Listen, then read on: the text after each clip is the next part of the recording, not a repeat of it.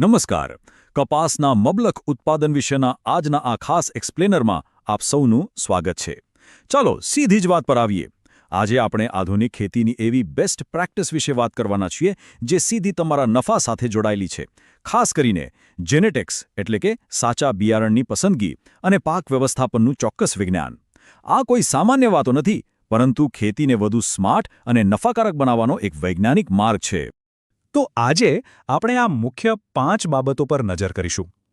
આધુનિક કપાસની ખેતી, પ્રીમિયમ કપાસની અલગ અલગ જાતો, જમીનની તૈયારી કેવી રીતે કરવી, ખાતરનું વ્યૂહાત્મક વ્યવસ્થાપન અને છેલ્લે જીવાત નિયંત્રણની ચોક્કસ વ્યૂહરચના. શરૂઆત કરીએ આપણા પહેલા અને સૌથી મહત્વના પાયાથી, એટલે કે જેનેટિક્સ અને પ્રીમિયમ કપાસની જાતો. સફળ ખેતીનો પાયો છે સાચા બિયારણની પસંદગી. તમારું પર્યાવરણ કેવું છે અને કેવા પડકારો છે તેના આધારે બિયારણ નક્કી થવું જોઈએ. આ ખરેખર બહુ રસપ્રદ છે. દાખલા તરીકે અજીત 5G લો. તેની રોગપ્રતિકારક શક્તિ એકદમ મજબૂત છે અને તે સૂકી કે પિયત બંને પ્રકારની ખેતી માટે બેસ્ટ છે. હવે જો ગુજરાતના વાતાવરણની વાત કરીએ તો રાસી 797ને મળેલી પ્રચંડ સફળતા કોણ નથી જાણતું. તે ચૂસિયા પ્રકારની જીવાતો સામે જબરજસ્ત રક્ષણ આપે છે અને તેના રેસાની ગુણવત્તા પણ ટોપ ક્લાસ છે. આ ઉપરાંત જો તમારે વધુ ઉત્પાદન અને મોટા ઝીંડવા જોઈતા હોય તો અજીત 155 ઉત્તમ છે. અને હા, ગુલાબી ઈયળના ત્રાસથી બચવા માટે મધ્યમથી મોડી પાકતી જય અંકુર જાત પણ ખૂબ જ પ્રચલિત છે. ટૂંકમાં કહીએ તો બધું જ તમારી જમીન અને વાતાવરણ પર નિર્ભર છે. અહીં ક્રિસ્ટલ 7576 જાતની વાત કરવી પણ એટલી જ જરૂરી બની જાય છે.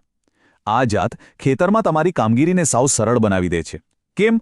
કારણ કે આ ઘટાદાર છોડમાં બધા જ ઝીંડવા લગભગ એકસાથે જ પાકે છે. વિચારો કે આનાથી કપાસ વીણવાનું કામ કેટલું આસાન થઈ જાય. આખું ખેતર એક જ સમયે કાપણી માટે તૈયાર થઈ જાય એટલે સમય અને મજૂરી બંનેમાં મોટી બચત થાય છે. છે ને કમાલની વાત? હવે આગળ વધીએ આપણા બીજા સ્તંભ તરફ, જે છે કલ્ટિવેશન ગાઈડ, એટલે કે પર્યાવરણ અને પાક વ્યવસ્થાપન.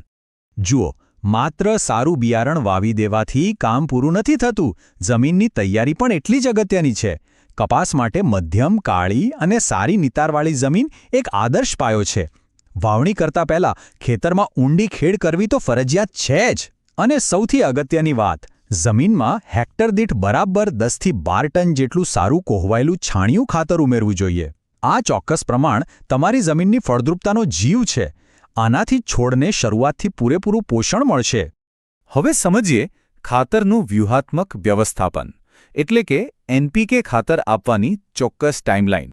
ખાતર આપવાનું આ સ્ટેપ બાય સ્ટેપ શિડ્યુલ સીધું ઉત્પાદન સાથે જોડાયેલું છે. સૌથી પહેલાં પાયાના ખાતર તરીકે NPK 12, 32, 16નો ઉપયોગ થાય છે, જેનાથી મૂળનો વિકાસ એકદમ મજબૂત થાય છે.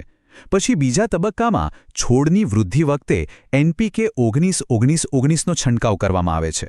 અને છેલ્લે જ્યારે ઝીંડવા બેસવાની શરૂઆત થાય ત્યારે પોટાશયુક્ત ખાતર આપવું જોઈએ. આનાથી ઝીંડવાનું વજન મહત્તમ થાય છે અને સીધી વાત છે, ઝીંડવાનું વજન વધશે એટલે તમારું ઉત્પાદન પણ વધશે. અહીં સમયની ચોક્કસાઈ ખૂબ જ જરૂરી છે. NPK 19, 19, 19નો છંટકાવ વાવણી પછી બરાબર 30થી 40 દિવસની વચ્ચે જ થવો જોઈએ. આ ટાઈમ વિન્ડો કોઈ પણ હિસાબે ચૂકવી ન જોઈએ, કારણ કે છોડને બરાબર આ જ સમયે સૌથી વધારે પોષણની જરૂર હોય છે. હવે પહોંચીએ આપણા છેલ્લા પણ ખૂબ જ મહત્વના તબક્કા પર, જીવાત નિયંત્રણની વ્યૂહરચના અને પાકને કેવી રીતે બચાવવો. વિચારો કે તમારી પાસે શ્રેષ્ઠ બિયારણ છે અને ખાતર પણ સમયસર આપ્યું છે, પણ જો જીવાતોનો હુમલો થાય તો? અહીં કપાસ માટે બે સૌથી મોટા વિલન છે: ગુલાબી ઈયળ અને સફેદ માખી. આ બંને પાકને મોટું નુકસાન કરી શકે છે. પણ ગભરાવાની જરૂર નથી. તેની સામે સચોટ ઉપાય છે: ફેરોમોન ટ્રેપ, એટલે કે જીવાત પકડવાના જાળનો ઉપયોગ, અને યોગ્ય સમયે લીમડાના તેલનો છંટકાવ. આ કુદરતી અને વૈજ્ઞાનિક પદ્ધતિઓનું એવું કોમ્બિનેશન છે જે જીવાતોના સફાળા માટે અત્યંત અસરકારક સાબિત થાય છે. વ્યવસ્થાપનની આખી વાતને પૂરી કરતા પહેલા આ 2 નિયમો મગજમાં બેસાડી લેવા જેવા છે.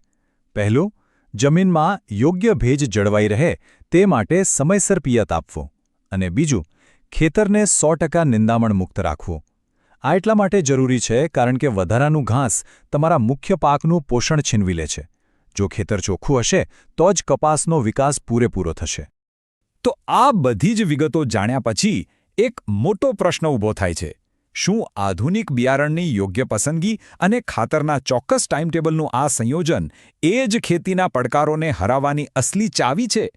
જરા વિચારો, જો બિયારણથી લઈને જીવાત નિયંત્રણ સુધી આપણે આવો પરફેક્ટ અને વૈજ્ઞાનિક રસ્તો અપનાવીએ તો આપણા કપાસના ઉત્પાદનને કેટલી નવી ઊંચાઈઓ પર લઈ જઈ શકાય. ખરું ને? આધુનિક ખેતીના આ ખાસ એક્સપ્લેનરમાં અમારી સાથે જોડાવા બદલ તમારો ખૂબ ખૂબ આભાર. નવું શીખતા રહો અને ખેતીમાં સતત આગળ વધતા રહો.